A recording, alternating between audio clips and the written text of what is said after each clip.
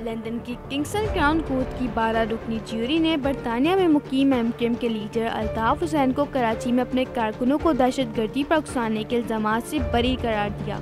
12 रुकनी jury ने 9 घंटे के गौर व फिक्र के बाद अल्ताफ हुसैन को एक अक्सरियती फैसले में दोनों इल्जामात में बेकसूर करार दिया। जब ज्यूरी मुत्तफ़िका फैसले पर ना पहुंच सकी तो अदालत ने उन्हें अक्सरियती फैसले सुनाने के अहकाम जारी किए। क्राउन प्रोसिक्यूशन ने अल्ताफ हुसैन के खिलाफ टेररिज्म एक्ट 2006 की सेक्शन 1(2) के तहत मुकदमा दर्ज किया था। अल्ताफ हुसैन पर इल्जाम था कि उन्होंने 22 अगस्त 2016 को लंदन से टेलीफोन के जरिए 2 मुख्तलिफ तकारीर में अपने पार्टी कारकुनों को तशद्दुद पर उकसाया। अल्ताफ हुसैन पर यह भी इल्जाम था कि उन्होंने अपनी तकरीर पर मुबैना तौर पर पाकिस्तान के खिलाफ नारे बुलंद किए और अपने हामियों को कराची रेंजर्स के हेड क्वार्टर्स के अलावा ARY, GO और समा के दफातर पर हमले पर उकसाया था। अल्ताफ हुसैन ने सहत जुर्म से इनकार करते हुए अपना दिफा पेश किया और मुकदमे की समाअत के मौके पर अदालत में मौजूद रहे।